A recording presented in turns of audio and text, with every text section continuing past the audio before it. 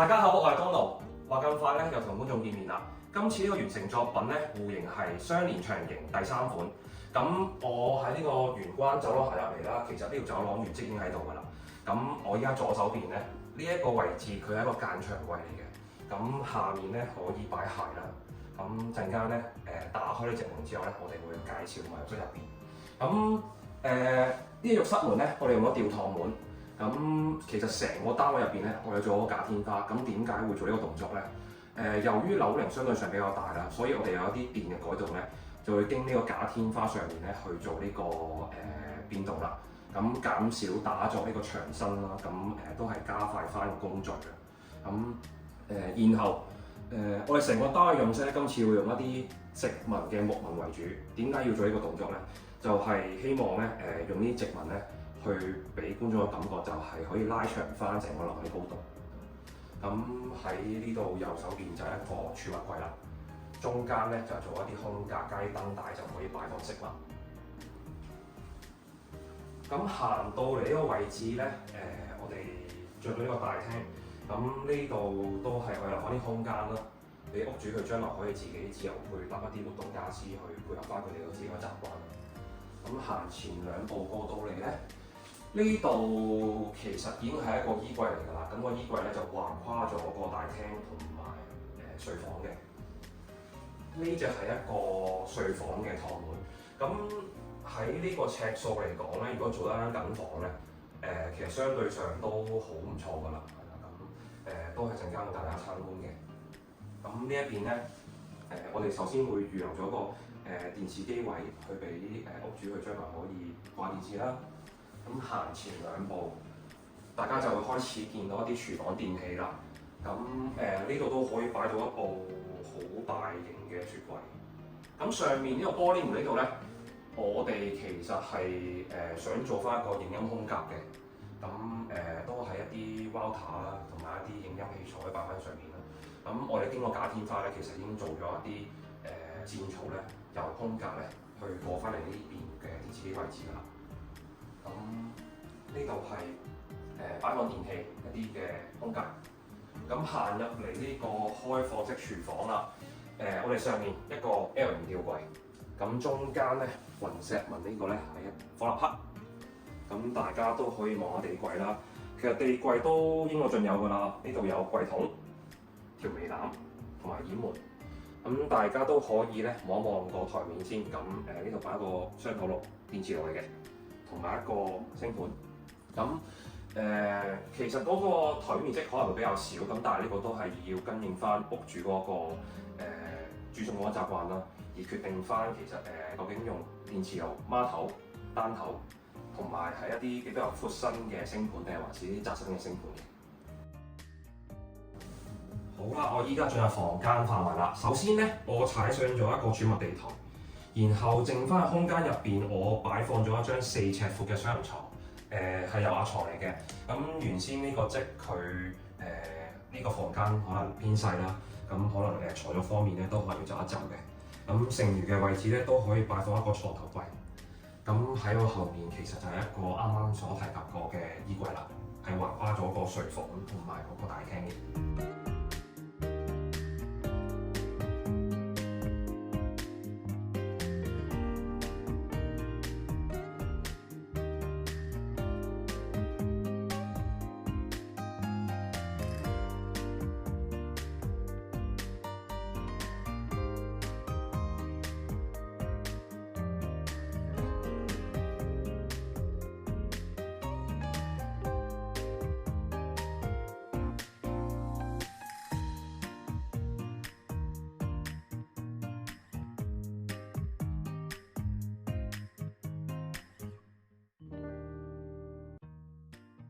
打開浴室趟門先，咁入到嚟咧，呢度首先個洗手盆，咁呢度大家可以見到一幅掛牆鏡嘅，咁我哋今次就冇啲傳統嘅鏡櫃啦。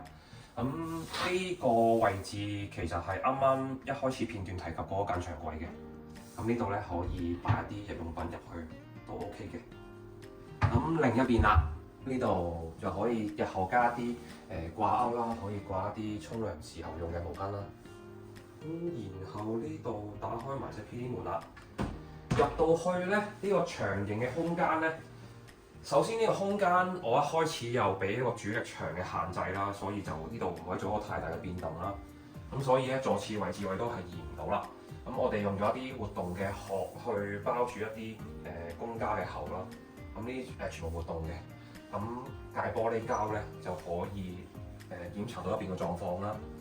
咁剩翻啦，呢度我哋試用埋個空間咧，就做咗淋浴間啦。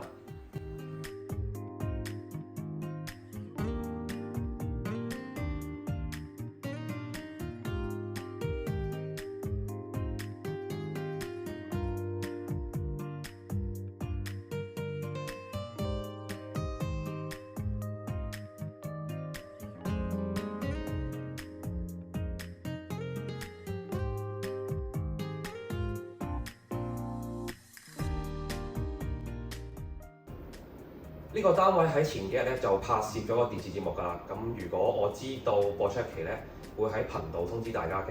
咁我講翻一開始同呢個單位屋主大家傾呢個設計前期一啲要求先啦。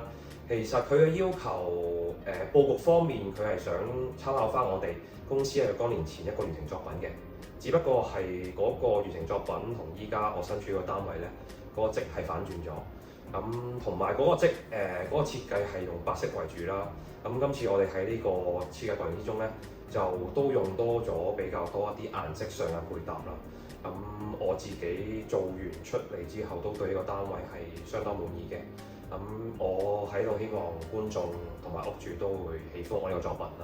呢段時間我俾大家觀眾望一望呢個單位裝修前嘅片段先。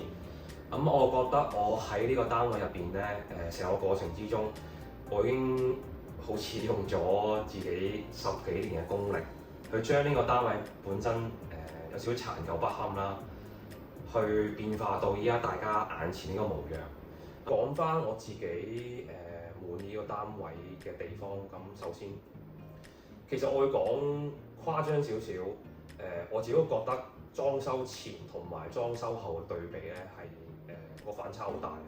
咁另外我覺得最神奇嘅地方係其實呢個單位裝修前佢嗰個洗手盤咧係喺個廳中間嘅。咁我哋都覺得好奇怪啦，好詫異啦。咁我哋今次都係會將嗰個洗手盤真係要搬翻入另一間啦。好啦，最後仲有10幾日，大家記住單眼仔收看我之前有一個190尺單位拍攝完嘅電視節目，同埋記住讚好、訂閱同埋分享我 channel 啦，多謝晒。